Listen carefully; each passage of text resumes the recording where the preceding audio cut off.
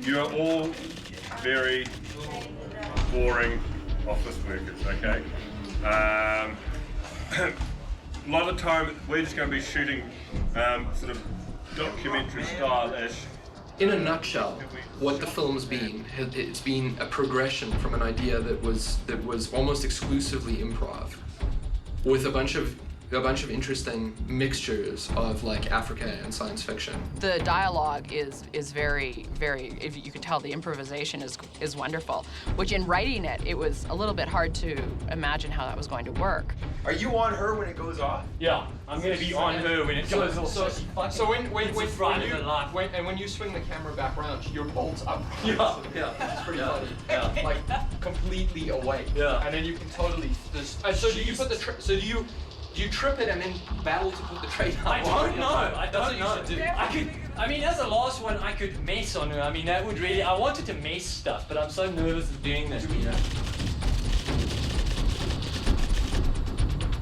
Prior to knowing that I was making District 9, I would have thought, and I did think, that the first film I was going to do would be incredibly locked down and thought out and planned and methodically worked out. I think I'm going to do that for my second film.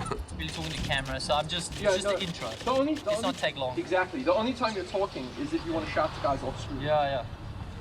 Because we wrote it in a way that provided a framework for the actors to improv in. Charlotte's amazing at improv. He is so funny and he's just so good, and he can do it completely different each time just without missing a beat. I'm serious about that, man. That fucking thing it fucking took off. I swear to God, it was like a fucking container, like a bucket that they used to wash some fucking salvage or something in. That appealed to me, you know, I mean, I didn't and still don't have any sort of major acting aspirations, but I've always enjoyed doing characters and doing improv and always been able to do that. Yeah, just please, God damn it. If we could pick some of that shit up, you know, then it... My brother, you know blood is thicker than water. You know that. Whether it's blood for chicken, a blood for a cow, or a blood for a person like you. Yeah, no, I understand that. I understand that. I understand it. No, you don't. There's no... The bottom line is I wanted it to feel as real as possible. Okay. I think improv has a reality about it. As long as the actors are delivering. You are it, okay? I'm joking. Yeah. So prostitutes. Okay, got it. Yeah. That was awesome. Okay, dude, I think that's it. You run into trouble sometimes with scenes that need to be very structured. Like once you're out of the bizarre world and you're into drama, you can be walking on thin ice if you're not careful. One of the really cool things that we found out was, like, so many people would go in the same direction, and then just one or two would go left or right, which was quite cool. And then once that happened, then you knew you had someone that you could work with, improv-wise, which was quite cool. What Neil's able to do is he's able to watch a situation just unfold, really. You know, it's really a fulfilling process artistically to sit in that sort of situation, because you have someone with a very particular ability to see things. I'm watching for what I want to see and direction on what needs to be accomplished. As long as those beats are hit and things are feeling correct, then we keep going. And the moment they veer off, then it needs to be corrected. You're going to be whining and moaning. Okay. So remember, it's whining and moaning before he's here. Okay. And then once he's here, you try to toughen up a little bit. Yeah. The camera Yeah. is total documentary camera, so you can be as aware of it as you want. It's definitely a conscious thing on his part, you know. It's not that he can't storyboard the frame and tell you the monster's 2 millimeters away, turn, you know, which would be a normal visual effects movie. Why don't we instead of this, why don't we make the sniper a merc? Mm-hmm. So we just use the other merc. What? Yeah, no, that's right. So make sure I've got a stunt here. Yeah. It's really forced everybody on the team to up their game. As an actor, as a visual effects supervisor, you know, the guys have got to watch and the shots are coming together in the moment. We also injected elements into it that would make it, you know, an engaging story, hopefully, and something that keeps people locked. Straight into the heart. Yeah, touch my chest! Quiet things down. Fuck you! Can I see him? Not a good idea. At first, I was scared, because you feel responsible, and then the natural human response is don't do anything because it's the safest thing to do. Just sit here and your mind will freeze over. You're clever. You see the law is coming down there now, eh? You want to use these weapons to...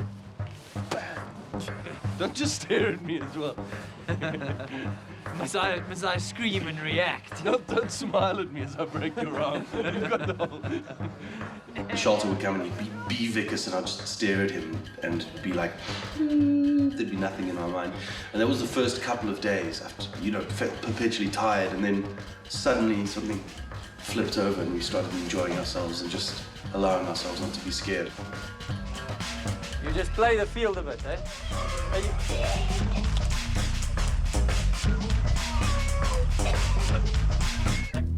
On my first day, I had a problem that I wasn't saying much. And then the second day happened again, it was another problem. But then I realized that the levels of the characters are quite different.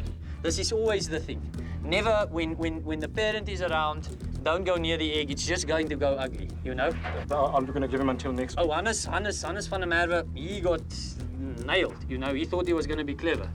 In the back of my mind, I will say, just say something. But, you know, it's hard to jab in something when Shalta is on an automatic running pace. So guys, hang on. So Jay, I like that, but you just got into it without even knowing why he's here. You've got to extract more info first. Okay, cool. You don't know why he's here. Cool, okay.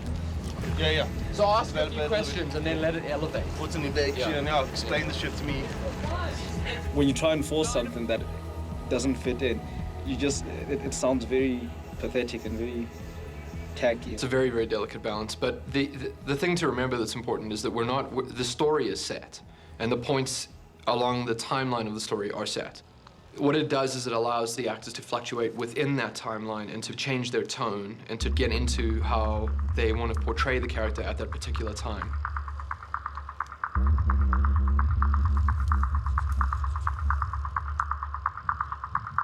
The fact that you are set with a very rigid special effects department, you're set with a very rigid science fiction background and a very rigid idea as to what acting is about.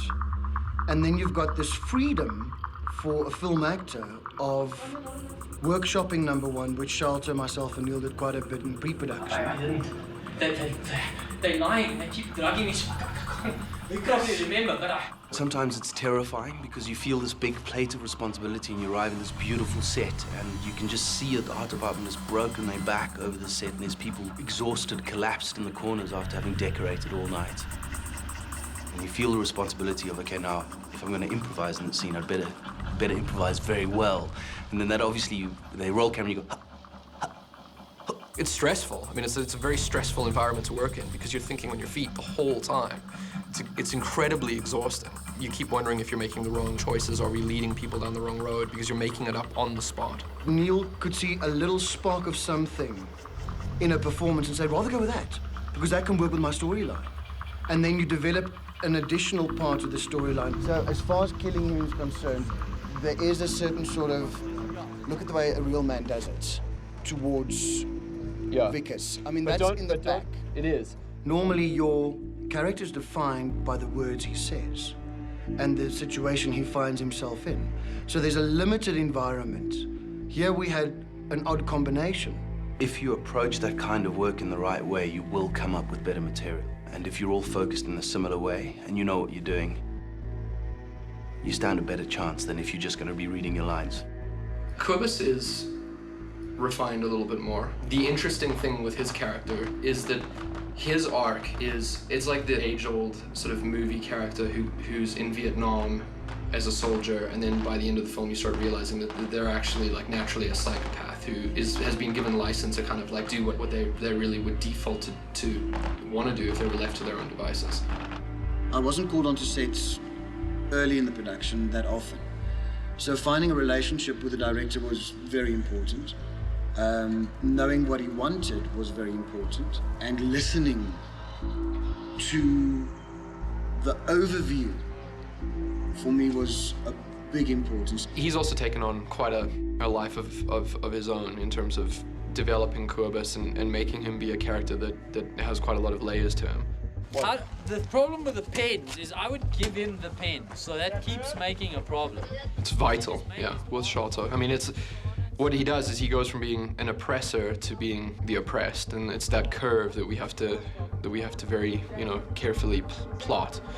And that's what I'm keeping my eye on the whole time with the film. It definitely was, I think, a process for everybody, and particularly obviously for him, but myself included, to work out what the characters were going to be. I still know where I want him to get to and what he needs to do in order to get there, but he's doing it by hitting those points that I'm watching for and very much throwing Vicus into that at the same time. So two things are happening at the same time. Here, they're just gonna give it to me here. I say that. Yeah, you say that, because you don't want to go to the med lab. Doesn't he say get it done in the field? So he may go off on a tangent which is wrong, and then it needs to be brought back in. Or he could go off on another tangent which is completely correct, and something that I totally did not ever conceive. Did you see how fast that drone was, Trent? Yeah, he was fast. Alex, guy was fast, so I promise you. One thing that is sort of a byproduct of the whole process that I am really proud of is the amount of emotion that comes through Vicus. What is happening to my arm? Just breathe deep. What is happening to my arm, doctor? What is this on the ground? Just breathe deep. Just calm down. And, a mixture of the parameters that were written for him, because it was improv predominantly, but we wrote the parameters that he would operate inside of. I think that from a character level, his ability to draw you in and the framework that we placed him inside of created a surprisingly more elevated emotional experience, I think, than I was expecting. And I'm proud of that. I think that's another thing that I'm pretty proud of.